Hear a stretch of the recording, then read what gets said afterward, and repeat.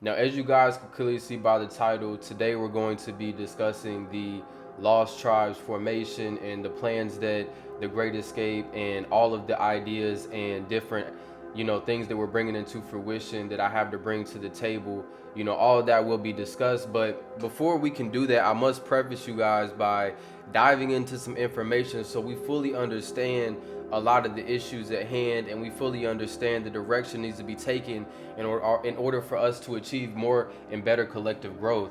So the United States Bureau of Indian Affairs recognizes the various blood degrees required for tribal membership, but requires a minimum of 1/4 for things like grants and education grants rather. And someone enrolled, for example, someone enrolled in the Carolinas Eastern Band of Cherokee Indians who had a blood quantum of 1/16 to just less than 1/4 would be viewed by the Bureau of Indian Affairs as legally Cherokee but not legally Indian. Let's really let me read. I'm gonna read that last part for you again.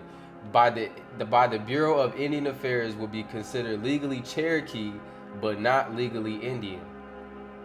Now, there are a couple things I'm gonna touch on right here. Now, first of all, let's acknowledge that all these individuals that are not really diving into the information at hand to get any real information about the treaties and the current so-called nations and so-called tribes, it's you go to the BIA, which Bureau of Indian Affairs. So for all those individuals that are out there saying no, it's Native American, this and that, just doing all that talking, they're not really diving into the research. And it be the people that look like me and you, they are against us. So they pay them no mind, give them no attention, because they know not even what they're talking about. So look at what it says though. It says that a person can be legally Cherokee but not legally Indian. So that right there is telling us, I'm gonna get into the legalities and the specifics on what I think about blood quantum and why they're doing this. But just before we even get to that, when we talk about being legally Cherokee but not legally Indian, that is proving that what?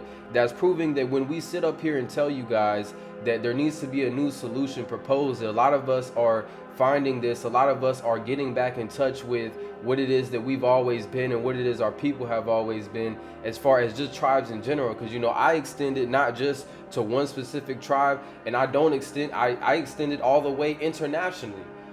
That's why I talk about my Ghanaian brothers, my Moroccan brothers, all of that. The ethnic difference between us put aside, we have a common interest right now. And I want you to understand though that this is proving that when it comes to the Americas game, these people within these nations that's not our people. So what they have to say about what we're doing makes no difference. What they have to say about everything else that's going on makes no difference, because let's not ever forget that they do not outnumber us. No, in fact, when we want to dive into that, I'll probably do a dedicated video alone for that, because no other group on this planet outnumbers us in reality, as far as not on this planet, but correction, in the Americas rather. When we look at the census, the 2020 census came out and it did go ahead and prove number wise, for the first time that we're far from, the minority. And I don't believe we've ever been a minority. We've been the majority the whole time. That's the reason why they've always facilitated other people coming over here. That's why the borders are wide open right now, but we're going to dive into that at a later time. But just to make my point clear, we outnumber all of them. That's the reason why they don't want me to get behind this camera. That's the reason why they don't want us to unite. That's the reason why they don't want us to get under one common goal and interest, because we outnumber all of them. So we decide what's going to go and how it's going to happen. But I want you to understand though that look, this is proving my point of the fact that there's no point in us trying to even get into these nations or doing any of that. Like, I'm not facilitating that. That's my main point with bringing this up, because there's a lot of people that are doing that. There's a lot of people telling you to go fight for these rights and do this and do that, and you're going to get this paperwork so you can get these benefits and do this and do that. Do you not realize that you have to have a certain provable blood quantum? And they've already covered their backing on that, because they're already aware that most nations, such as the Cherokee, such as some of these other nations, they only accept certain documents as proof.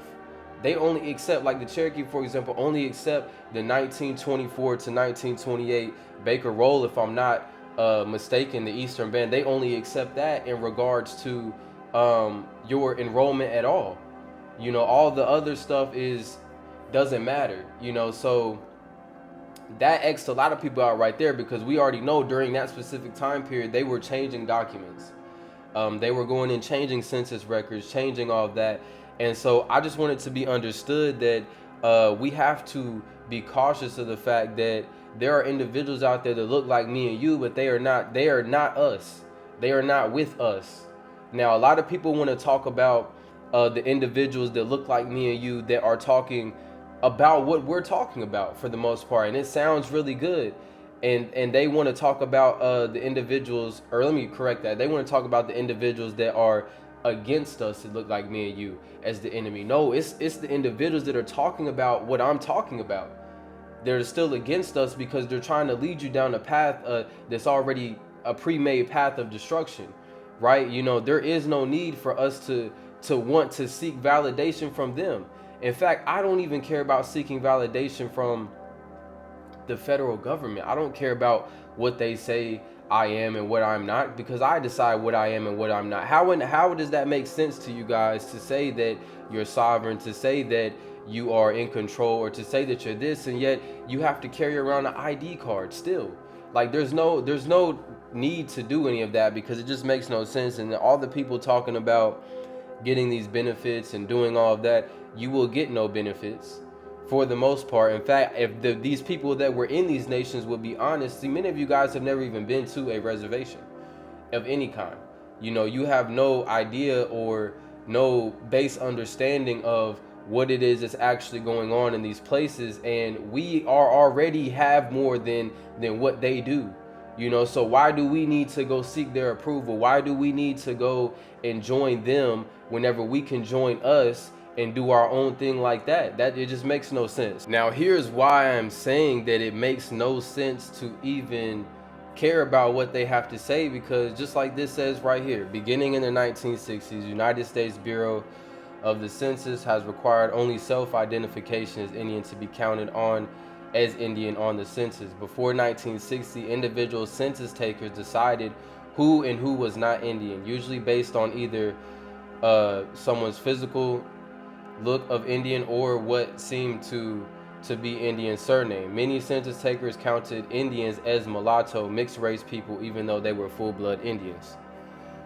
Let's really, like, I've went over this multiple times because that appears throughout my personal documentation in every corner, in all of them. But aside from that, you know, it's a lot of other individuals that I've talked to that have the same occurrence. But this really means and shows and proves my point that why are we so dependent as you know who we are? Why are we so dependent upon what they got to say about everything?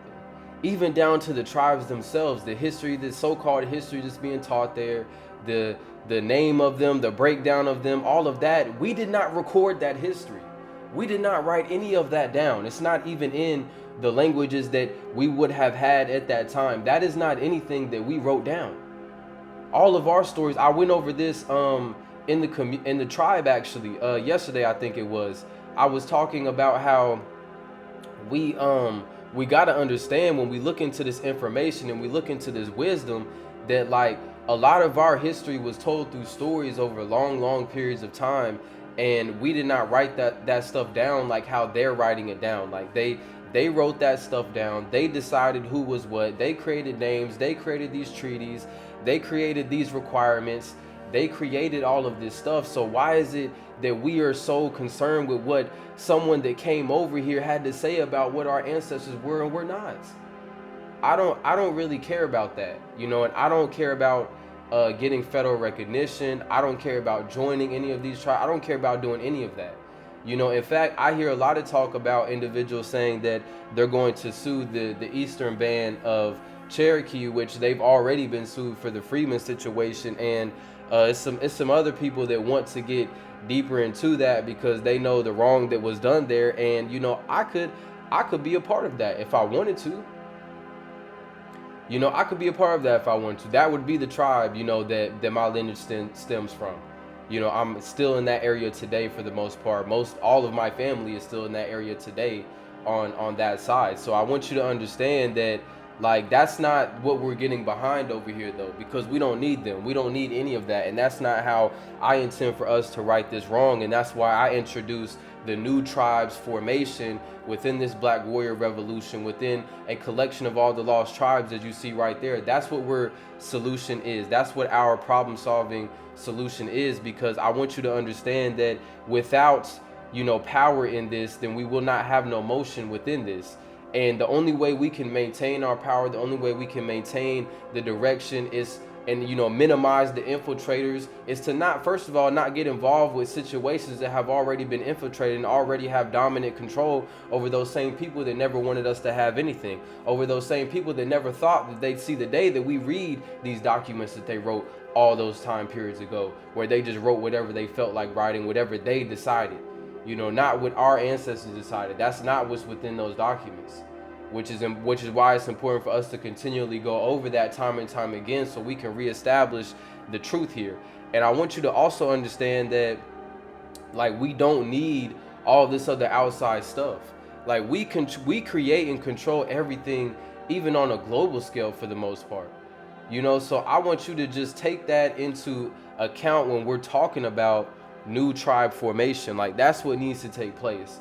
There are a couple tribes that are existing as far as the Americas are concerned. There are a couple tribes there that come to mind that I know for a fact they maintain the culture, they maintain the realness, and none of them are federally recognized. So let's get, and they're not a nation. Let's get that understood as well. So, like, that's the main thing there. And I want you to also understand that, like, even on a global scale, right, the tribes in Ghana, the tribes in, you know, that continent over there, they do a better job of maintaining their culture, but slowly they're starting to get infiltrated due to the economic standing of this global society. And I just want you guys to know that you guys don't need them either. You see, that's why I'm saying we're under the same boat, because I'm in contact with a lot of you guys, and I know that, you know, you guys feel like this is the land of milk and honey and all of that, but I just need you to understand that you don't need them either.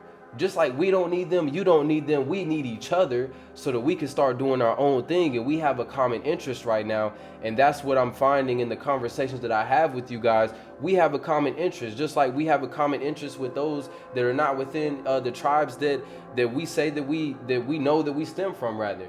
You know, like, I'm not just getting on here talking Cherokee stuff only. You know, I could do that if that's what I wanted to do, but that's not how I see it, because I understand that there will never be enough of any one group to make a difference. In fact, we must band and unite together, just like the Confederacy that we once had at one point in time within multiple different tribes, and that came from us. The whole concept of democracy, the whole concept of a Confederate, all of that came from us.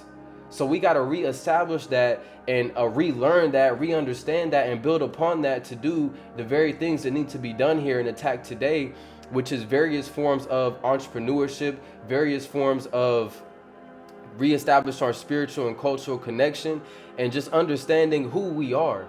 But, you know, we have to get together to really form these new tribes. We have to get together to really mastermind on these ideas. And, you know, we're extending that to not just the Americas. We're extending that to not just the continent of Africa. It's been too long that we've just been, you know, in these unique pockets, you know, and we do have differences, yes, but at the same time, we have a common interest right now, because all of the majority of our people is depending and thinking they need the approval of one set group, when we don't.